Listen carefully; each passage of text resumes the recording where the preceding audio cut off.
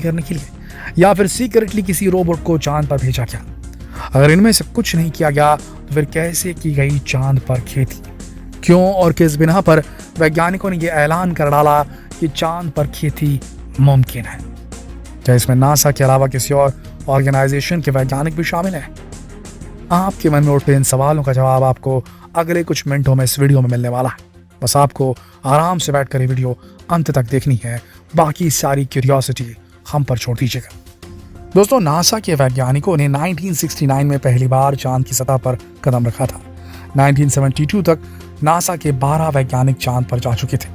उसके बाद दोबारा कोई भी इंसान चांद पर नहीं भेजा गया, मगर अब नासा ने दोबारा अपने वैज्ञानिकों को चांद पर भेजने का निर्णय लिया है। 2025 में नासा अपने इस मिशन को अंजाम देने वाला है। इस बार नासा के वैज्ञानिक कुछ समय के लिए जाकर वापस नहीं आएंगे, बल्कि लंबे समय तक वहां रहेंगे और परमानेंट लूनर सरफेस पर यानी चांद की सतह पर उतरकर वहीं रहकर एक प्रोग्राम को अंजाम देंगे। और इस प्रोग्राम का नाम रखा गया है नासाज आर्टेमिस प्रोग्राम। इसे अंजाम देने के लिए सबसे जरूरी है खाना, जो इतनी ज्यादा मात्रा में चांद पर लेकर जाना आसान नहीं है अगर वहां के एस्ट्रोनॉट, मतलब धरती के एस्ट्रोनॉट, चांद पर जाकर लंबा समय गुजारना चाहते हैं। तो खाने के लिए कुछ करना होगा ना। तो फिर उन्होंने प्लान बनाया, खाने के लिए चांद पर वही होगा जो पृथ्वी पर होता है, खेती करके खाना उगाया जाएगा। बल्कि वैज्ञानिकों ने चांद पर खेती का इंतजाम तक कर लिया है। दोस्तों, मई 2022 में नासा ने खुद ट्वीट करते हुए पूरी दुनिया में सरगर्मियां फैला दी, हलचल मचा दी कि पहली बार वैज्ञानिकों ने लूनर सॉइल पर, चांद की मिट्टी पर पौधे उगा दिए हैं। यूएफ यानी यूनिवर्सिटी ऑफ फ्लोरिडा और नासा स्पेस साइंस ने मून सैंपल्स के साथ एक्सपेरिमेंट किया और वो सफल रहा। सबसे पहले आपको बता दें कि एक्सपेरिमेंट चांद पर जाकर नहीं किया गया, बल्कि चांद से लाई गई मिट्टी का उपयोग करते हुए धरती पर ही एक्सपेरिमेंट किया गया। नासा लंबे समय से चांद पर जीवन बसाने की कोशिशों में लगा हुआ है। इसके लिए आज से 50 साल पहले नासा ने अपने वैज्ञानिकों को अपोलो मिशन के चलते चांद पर भेजा था। 1969 से 1972 तक नासा ने 12 लोगों को चांद पर भेजा था। तब इस अपोलो प्रोग्राम के दौरान चांद से लगभग 382 किलो मिट्टी पृथ्वी पर लाई गई थी। ये सुनने में बहुत ज़्यादा है, मगर वैज्ञानिकों के लिए बहुत कम, क्योंकि ये बहुत ही दुर्लभ है। इस 382 किलो मिट्टी में rock soil, sea soil, surface soil, core samples और कुल 4-5 तरह की सॉइल शामिल थी। इसे ही ल्यूनर सॉइल कहा जाता है। वैज्ञानिक इसे ल्यूनर रिगोलिथ कहते हैं। अब तक कभी भी पौधे उगाने का एक्सपेरिमेंट इस मिट्टी पर नहीं किया गया था। यूनिवर्सिटी ऑफ फ्लोरिडा ने नासा से थोड़ी सी मिट्टी एक्सपेरिमेंट के लिए मांगी। यूनिवर्सिटी ऑफ फ्लोरिडा के वैज्ञानिकों ने पिछले 11 सालों में 3 बार नासा से चांद से लाई गई मिट्टी के लिए रिक्वेस्ट की। या तो अपोलो प्रोग्राम्स के सभी मिशन के दौरान लाई गई मिट्टी थोड़ी थोड़ी मात्रा में उन्हें दे दें, ये उन्होंने कहा यूनिवर्सिटी वालों ने, या फिर कुछ मिशन के दौरान लाई गई मिट्टी थोड़ी सी मात्रा में दे दें। फिर तीसरी बार में 2021 में नासा ने 12 ग्राम मिट्टी यूनिवर्सिटी ऑफ फ्लोरिडा के वैज्ञानिकों को दी थी, जो अपोलो 11, 12 और 17 के दौरान लाई गई थी। फिर 11 महीने तक इस मिट्टी पर रिसर्च और एक्सपेरिमेंट चलते रहे। रिसर्चर्स और साइंटिस्ट ने छोटी छोटी ट्यूब्स में पौधे उगाने की कोशिश की और सफल भी रहे। वैज्ञानिकों ने सबसे पहले अरबिडोप्सिस थैलेमिया नाम के पौधे को चुना था, क्योंकि इस पौधे के जेनेटिक कोड्स वैज्ञानिकों के पास पहले से मौजूद थे। इससे पहले भी कई बार इसके ऊपर रिसर्च की जा चुकी थी। ये छोटे आकार के सफ़ेद फूलों वाला पौधा है। इसे इसके न्यूट्रिएंट कंडीशंस की वजह से भी चुना गया था।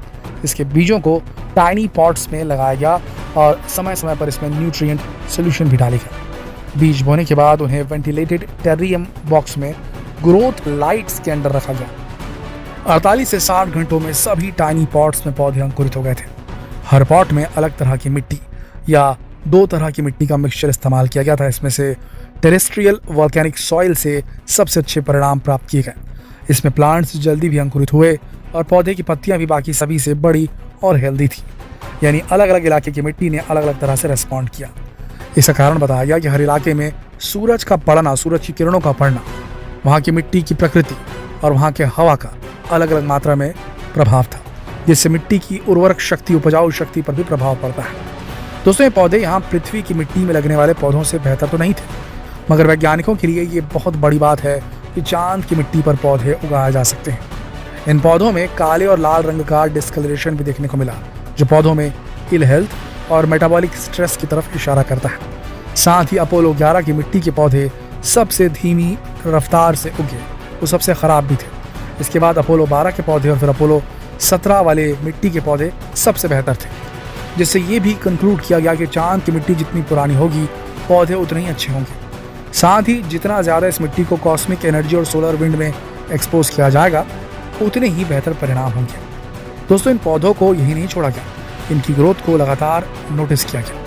लगभग 4-5 दिन बाद ही पृथ्वी के पौधों में और चांद की मिट्टी में लगाए पौधों में अंतर साफ देखा जा सकता था। 20 दिन बाद पौधों की जेनेटिक स्टडी शुरू हुई, जिसमें इन पौधों में मेटाबॉलिक स्ट्रेस को नोटिस किया गया, जो अच्छे संकेत तो नहीं थे। मगर दोस्तों, चांद पर मिट्टी ले जाना, फिर पौधे लगाना या फिर इतना सारा खाना चांद पर लेकर जाना, ये बहुत खर्चीला होगा और इतने दिनों तक खाने को ख़राब होने से बचाना भी नामुमकिन है।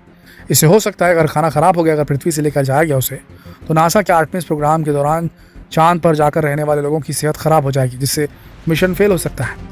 तो मेटाबॉलिक स्ट्रेस को कम करने का उपाय भी ये वैज्ञानिक खोज ही लेंगे। दोस्तों, आपको बता दें कि चांद पर खेती पहली बार नहीं की गई है।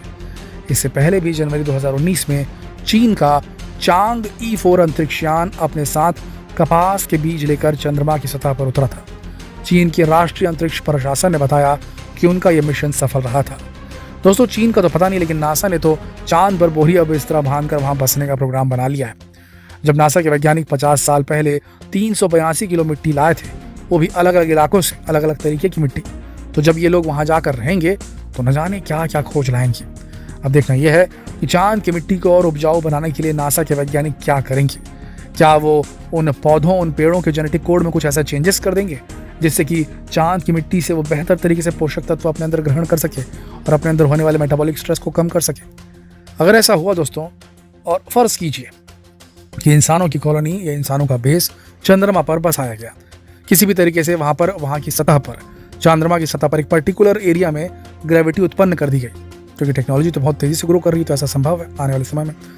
एक डोम भी लगा दिया गया, एक शील्ड लगा दी गई, जिसके अंदर वहाँ पर ऑक्सीजन भी छोड़ दी गई, लोग वहाँ रह सकें इस प्रकार से। लेकिन खेती वहाँ की मिट्टी में ही होनी है, तो वहाँ पर जो पेड़ पौधे उगाए जाएंगे वो जेनेटिकली ऑल्टर्ड होंगे, ताकि वो चांद की मिट्टी से सही मात्रा में पोषक तत्व खींच सकें और बड़े हो सकें। अब इन पेड़ पौधों को खाने वाले जो लोग वहाँ रहेंगे, क्या उनके अंदर इन जेनेटिक चीज़ों का प्रभाव नहीं पड़ेगा? क्या उनके शरीर में जो ग्रोथ होगी या उनके जो शरीर में जो पोषक तत्व अंदर जाएंगे, क्या वो अलग तरीके से बिहेव नहीं करेंगे? मतलब ऐसे फल और सब्जियों और पत्तियों को खाने से, क्योंकि चांद की मिट्टी पर उगाई गई हैं, क्या असर पड़ेगा ह्यूमन शरीर पर? ये बहुत बड़ा रिसर्च का विषय है। हो सकता है कि ऐसा करने से किसी प्रकार की बीमारी डेवलप हो जाए, और ये भी हो सकता है कि कुछ अननोन प्रकार के एलिमेंट्स मौजूद हों चंद्रमा की मिट्टी में, जिसे खाने के बाद, जिन्हें कंज्यूम करने के बाद जो वहाँ के लोग जो वहाँ जा रहेंगे, एस्ट्रोनॉट, उनके अंदर सुपर शक्तियाँ आ जाए, ये वो मानवों से बेहतर स्पीशीज बन के उभरने लगे। क्या लगता है आपको, कब होगा ऐसा और क्या होगा इसका?